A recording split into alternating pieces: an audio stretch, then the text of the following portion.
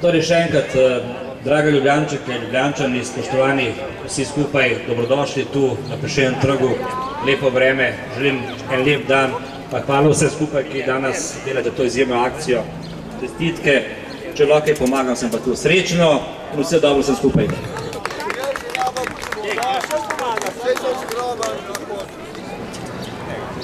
Jaz ti reko, dobra večer, ti mi reče, dojdi večer, dojdi večer na večera, duri ne sme večerale, dojdi večer.